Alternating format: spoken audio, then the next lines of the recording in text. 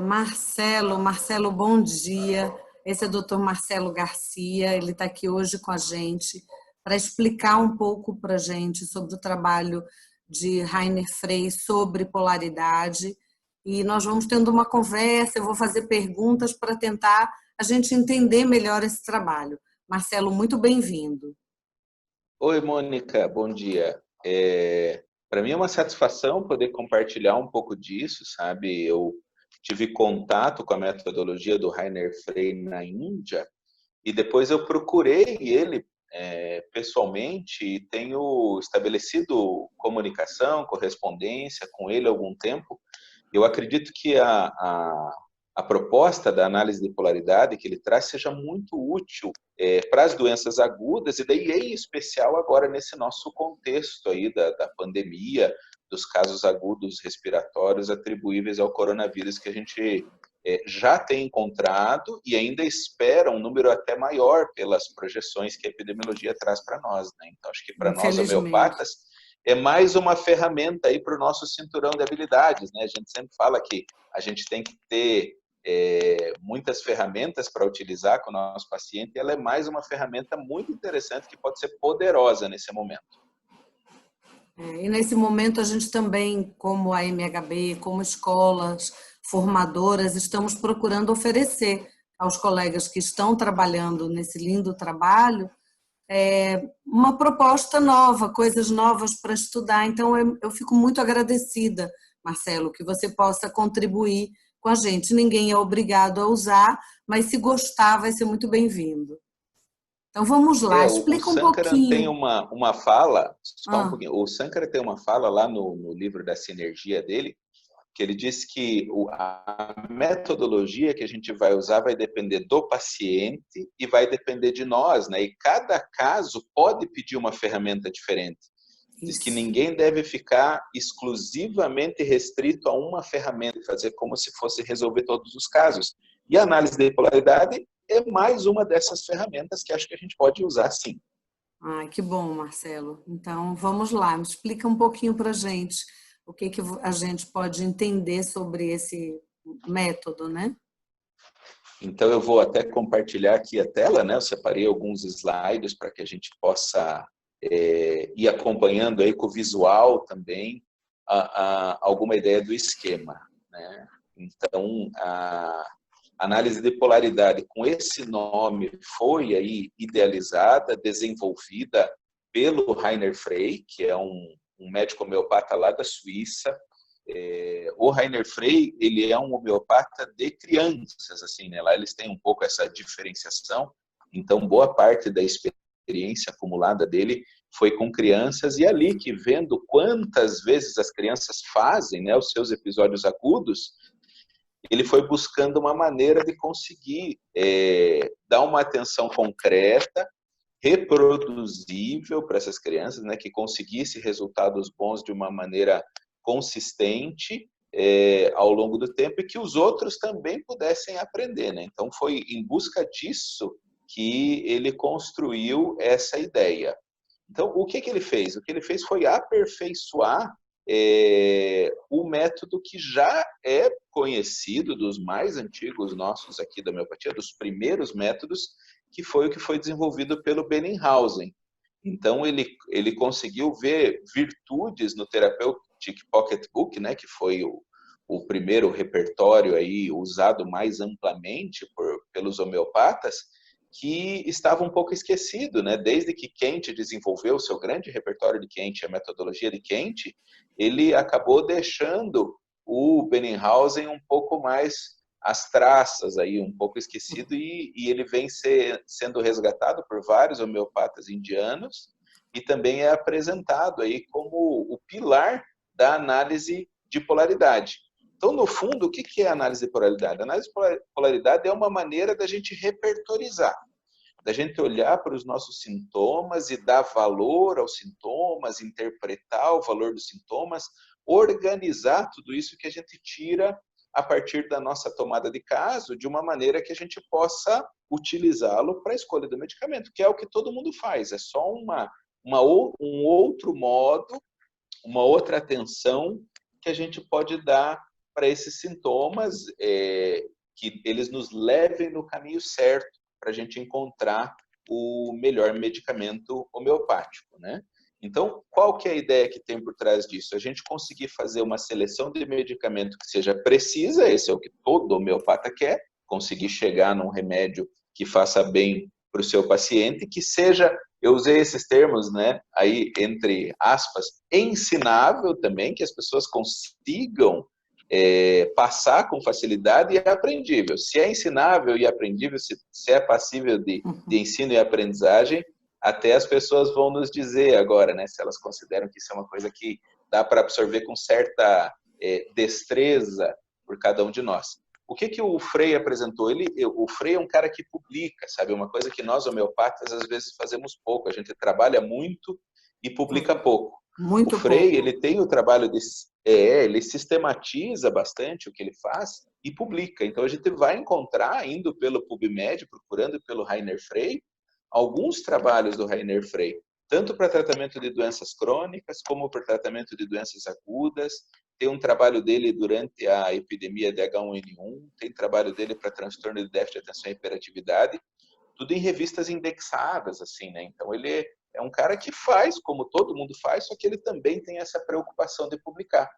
E um dos primeiros artigos que ele publicou a respeito da utilidade da análise de polaridade, ele mostrava que 80% a 85% dos problemas que surgem para um homeopata podem ser bem resolvidos com o uso dessa ferramenta da análise de polaridade. E mais uma virtude interessante que ela tem é que ela é, em geral, mais rápida para ser aplicada do que as outras ferramentas que a gente tem do método mais kentiano ou dos métodos dos homeopatas contemporâneos, aí, como o Sankara, o Jayesh, que trazem outras metodologias que tomam um certo tempo para conseguir ser realizadas, né? Então, é um outro aspecto interessante da análise de polaridade, né? Tá conseguindo acompanhar aí, Mônica? Tá Não, chegando tá bem o ótimo. som, tudo? Muito bom Ótimo. som, estão ótimos os slides. Estamos aprendendo, Marcelo.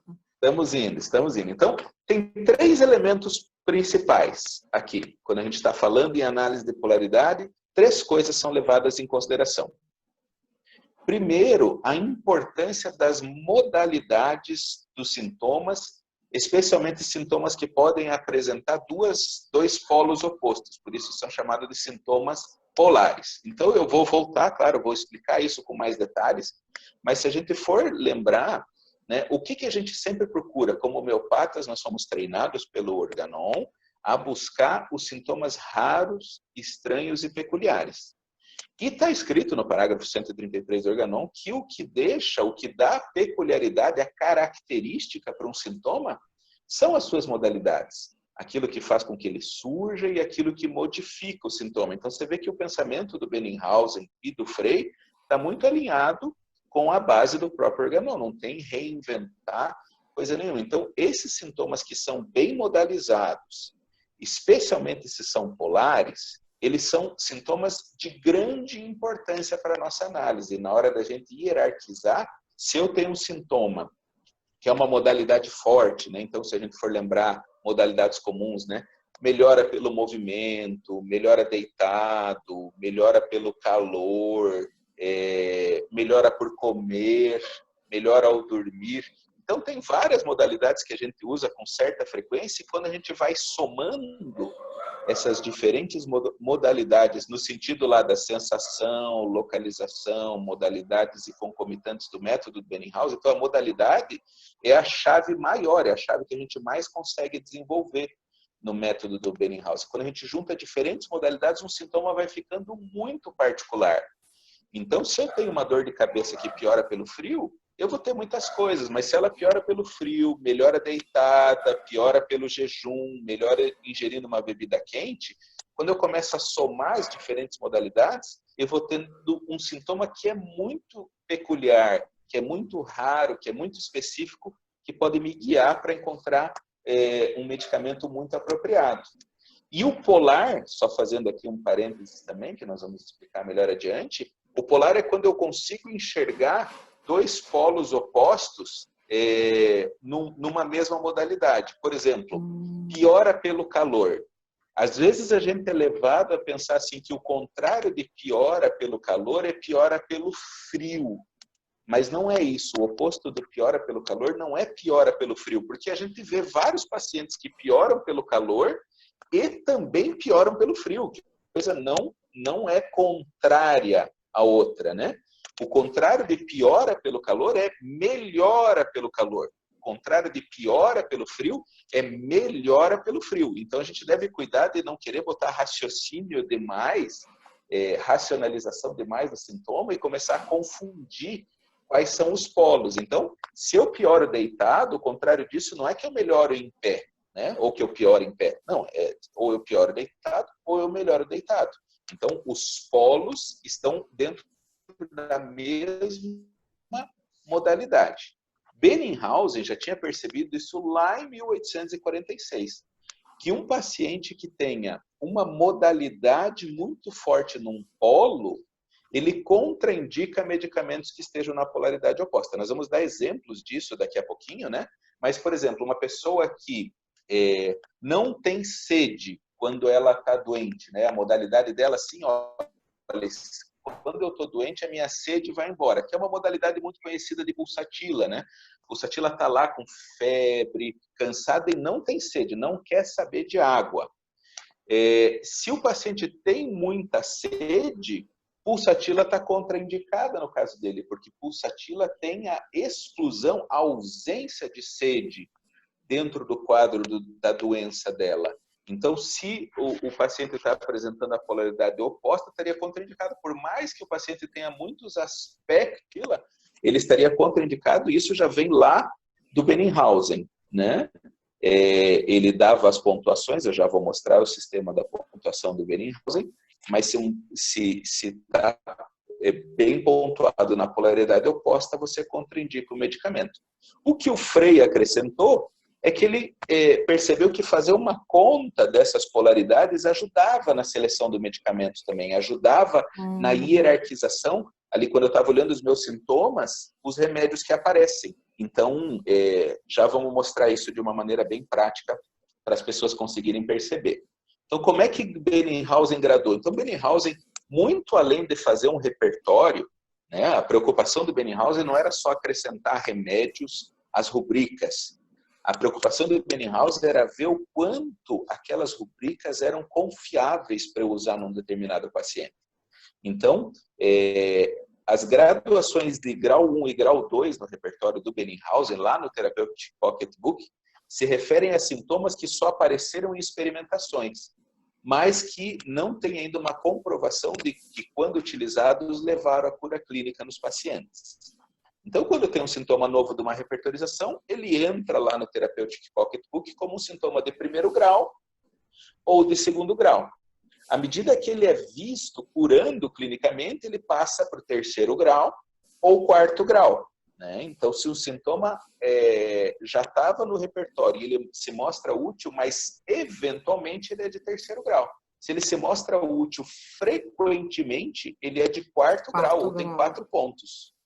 E se ele quase universalmente aparece nas experimentações e quase sempre leva a escolha de um ou medicamento que leva à cura clínica, ele tem 5 pontos.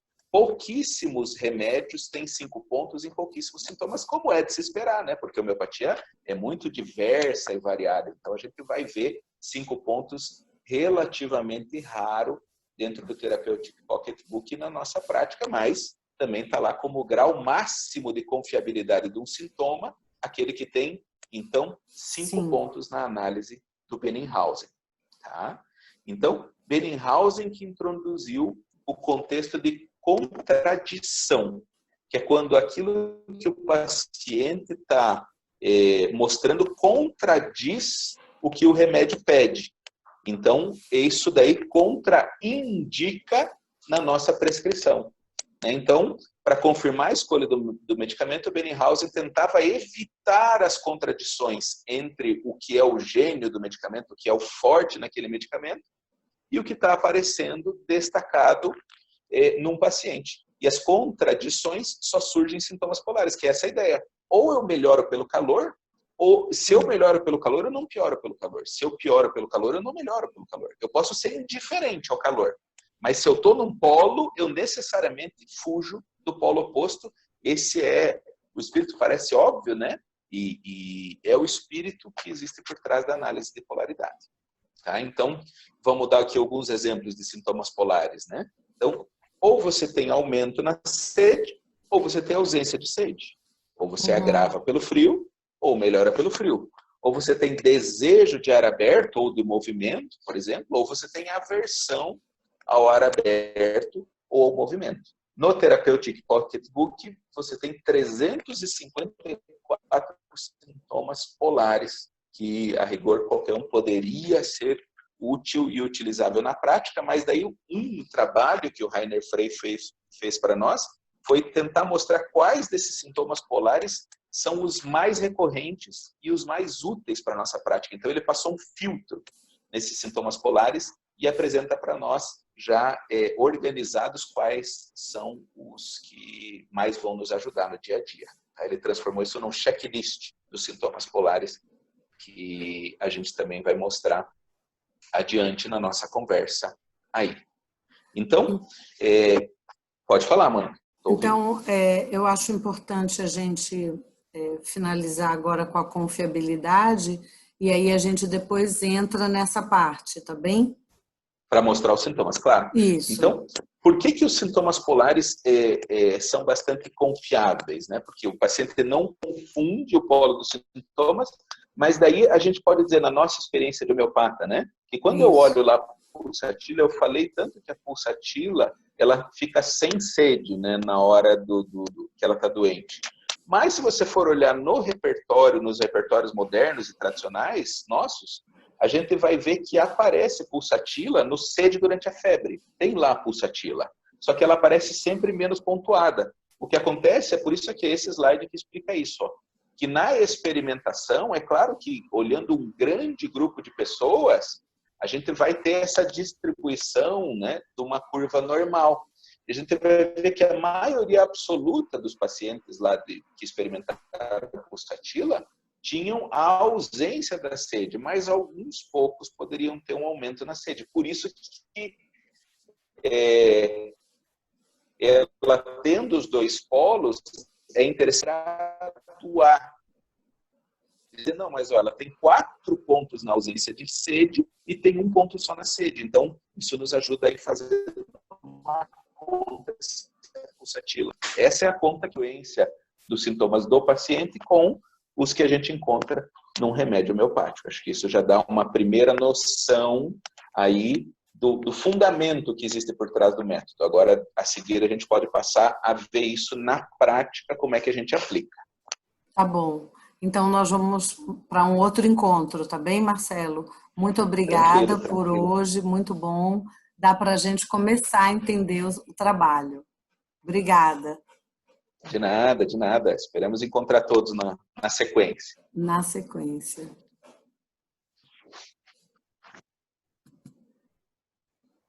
Muito bem, Mônica. Muito bom.